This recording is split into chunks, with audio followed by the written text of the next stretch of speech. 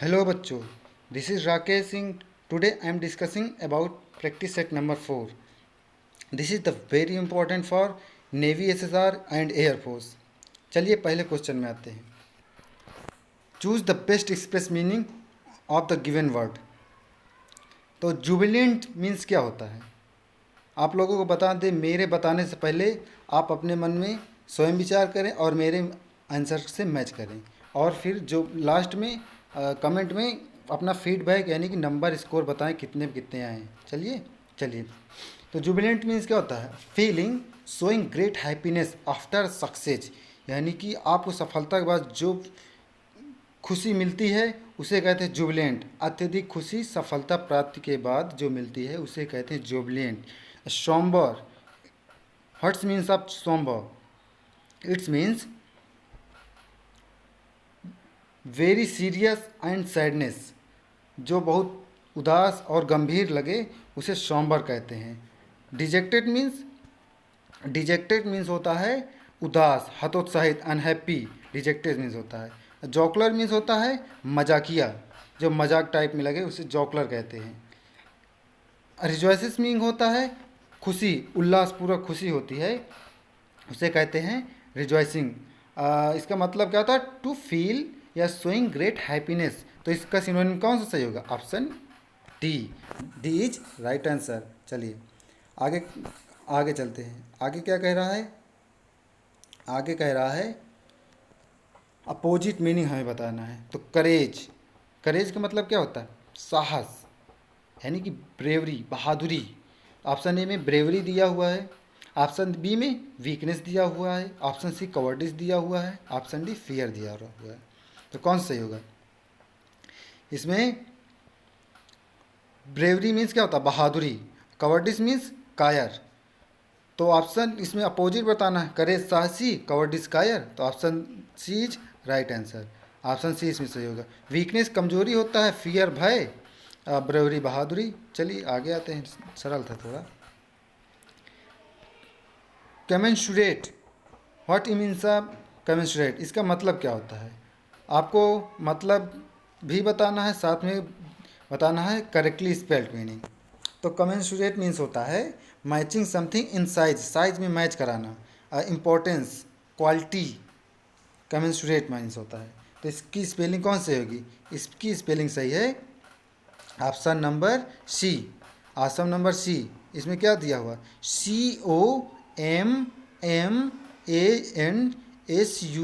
COMMANSURATE. तो इसमें कौन सही होगा? Option number C. चलिए आगे आते हैं.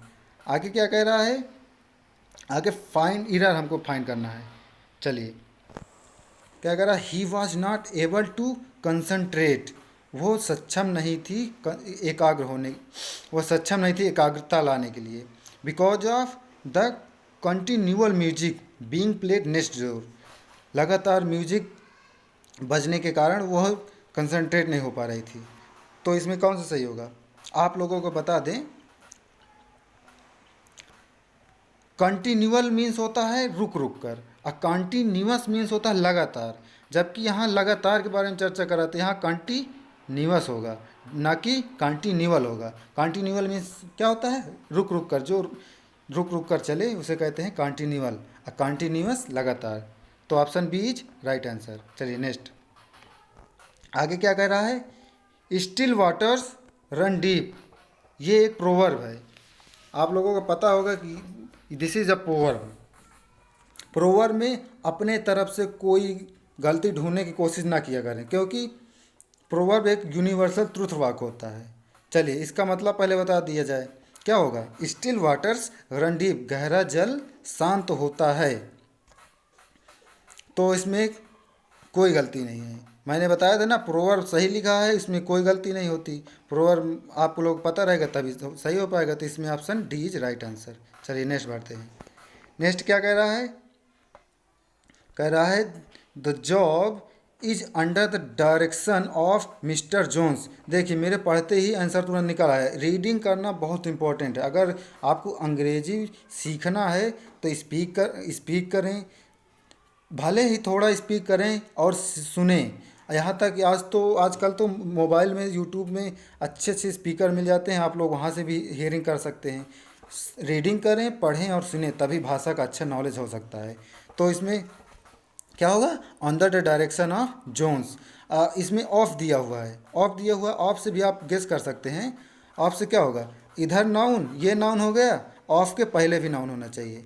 ऑफ का प्रयोग जब देखें, दोनों तरफ नाउन का ही प्रयोग करें, तो क्या होगा, under the direction of mister Jones. Option B is right answer. चलिए आगे बढ़ते हैं। आगे क्या कह रहा है, फिलिंग द ब्लैंक्स है। Pour the juice the glass. अब तुरंत आप रीडिंग करेंगे, तुरंत पता चल जाएगा, pour the juice into the glass, और कुछ भी नहीं होगा, और कुछ भी नहीं होगा, ठीक। तो कौन सही होगा, option B. Option B is right answer, ना कि डी नहीं होगा, ना ए होगा, कुछ नहीं होगा। Pour the juice into the glass. आइए नेक्स्ट आगे बढ़ते हैं। I have been this problem since noon. मैं इस प्रॉब्लम पे काम कर रहा हूँ नून, सिंस नून से, ठीक। तो क्या होगा इसमें, option working on into for after, क्या सही होगा, वर्किंग ऑन, मैं इस प्रॉब्लम पे काम कर रहा हूँ, यानी कि ऑन, ऑन लगेगा। Option B is right answer. पढ़ते ही तुरंत पता चल जाएगा कौन सा सही है, अगर रीडिंग करते हैं इसमें। और इसमें दिमाग नहीं लगाने की ज़रूरत है कि इनटू लगेगा, फार लगेगा या आफ्टर लगेगा, तुरंत सेंस से काम चल जाएगा। क्या सही होगा, ऑप्शन बी। आप दिमाग भी लगा सकते हैं, काम किस पर होगा, किसी के ऊपर होगा तो ऑन लगेगा। चलिए आगे नेक्स्ट आते हैं। सुषमा हैज अ डीप, क्या चीज़ है, deep for drunkard. Drunkard means क्या होता है, आप लोगों को बता दें, ड्रंकर्ड मीन्स होता है a person who consume much, too much alcohol. तो क्या कह रहा है, Sushma has deep.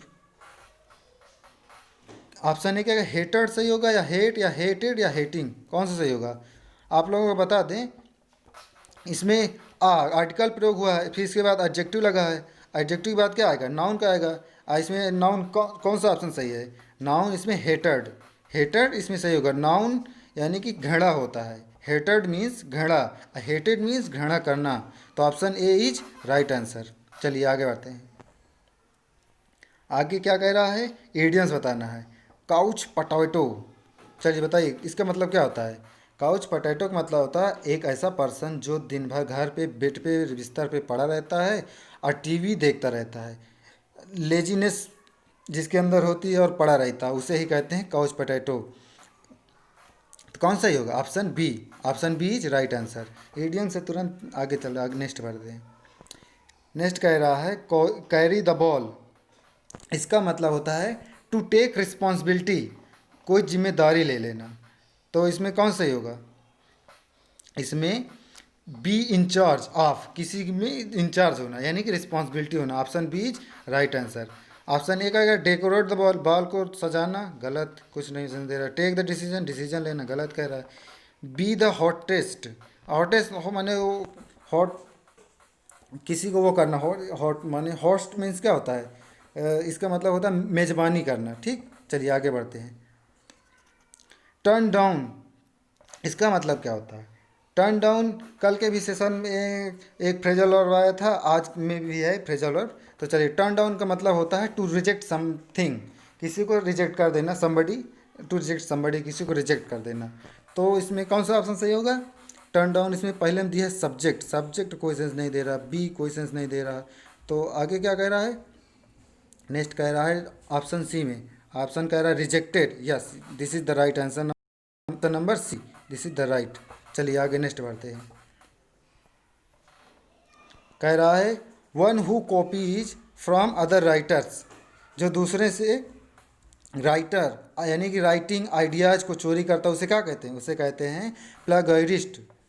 Option number सी, कौन सही होगा, ऑप्शन नंबर सी।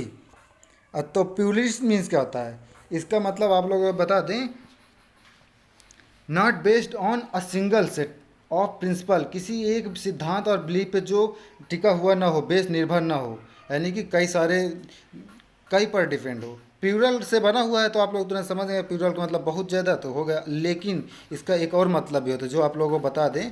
प्लूरलिस्ट का मतलब होता है आप एक ही समय में एक से अधिक जॉब कर रहे हैं, तो इसका मतलब प्लूरलिस्ट होता है। जैसे the fact of having more than one job at the same time, specially in the church, church के लिए स्पेशली यूज होता है।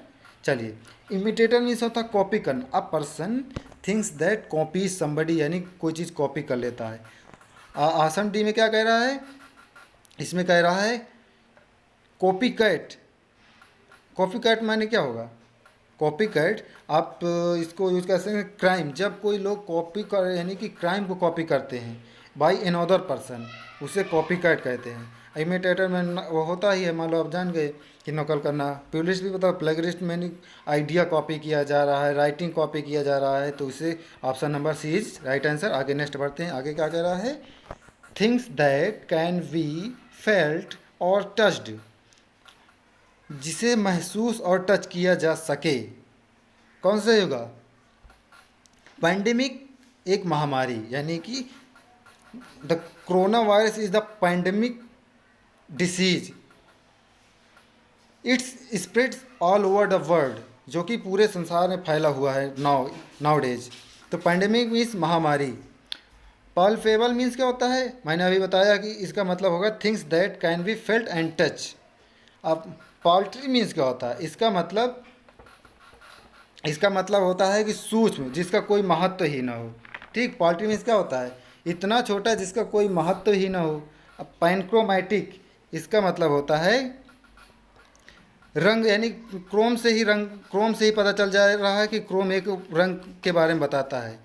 आप लोगों ने गूगल में देखो, क्रोम कई रंग का बना रहता है ना, वहीं से ये शब्द बना है। क्रोमैटिक, पैनक्रोमैटिक मीन्स होता है बहुत सारे रंग से भरा हुआ यानी कि रंग बिरंगा। तो इसमें कौन सा ही होगा, option number B. Palpable means को होता है that can be felt and touched. चलिए, पॉल्ट्री मीन्स पता ही हो गया, पैंडेमिक भी पता है। चलिए आगे नेक्स्ट बढ़ते हैं। The scientific study of election, election के बारे में जो स्टडी होती है उसे क्या कहते हैं, उसे कहते हैं सिफोलॉजी, यानी कि option number C. Option number C is right answer. अब पैथोलॉजी मीन्स क्या होता है, इसका मतलब होता है द स्टडी ऑफ डिसीज, जो आप बीमारी के बारे में स्टडी करते हैं उसे पैथोलॉजी कहते हैं। पालियोंटोलॉजी मीन्स क्या होता है, इसका मतलब आप लोगों को बता दूं, इसका मतलब होता है द स्टडी ऑफ फॉसिल, यानी कि आप जीवाश्म के बारे में जो स्टडी करते हैं उसे पॉलियोंटोलॉजी कहते हैं। अब फिलोलॉजी क्या होता है, आप भाषा विज्ञान यानी कि लैंग्वेज के बारे में जो स्टडी करते हैं उसे कहते हैं फिलोलॉजी। चलिए आगे क्या कह रहा है, आगे आते हैं। ही, इसमें फिलिंग द ब्लैंक से करिए, देखते हैं कौन सा होगा। He enjoys to go on the tour with his children, अपने बच्चों के साथ उसने इन्जॉय किया टूर को। तो आप लोगों को बता दें, इन्जॉय के साथ हमेशा या तो माई सेल्फ आएगा, या तो अगर कोई वर्ब आएगी तो हमेशा वी फोर, यानी कि वर्ब आईएनजी में होती है। तो इसमें ऑप्शन नंबर कौन सा ही होगा, ऑप्शन नंबर पहले, ऑप्शन ए तो पहले ही कट गया क्योंकि इसके साथ वी फोर आता है। ऑप्शन ए तुरंत काट दीजिए। गोइंग फॉर टूर, जबकि गोइंग फॉर टूर नहीं होता है, गोइंग ऑन टूर होता है, कहीं यानी कि जाना टूर पर, यानी कि ऑप्शन नंबर सी सही होगा। चलिए आगे आते हैं। आएगा Sita was cooking in the kitchen, Sita खाना बना रही थी when her husband was ringing the bell. तो क्या इसमें सही होगा, जब सीता खाना बना रही थी उसके पति बेल बजा रहे थे, लगातार बजा रहे थे। नहीं बच्चों, ये नहीं, रैंग द बेल यानी कि बेल बजाया। Option number C, option number C सही होगा।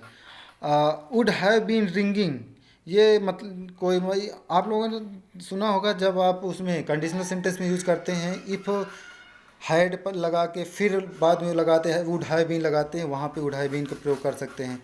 हैड रंग पास्ट परफेक्ट में बताता है, तो इसमें कौन सी होगा, ऑप्शन नंबर सी।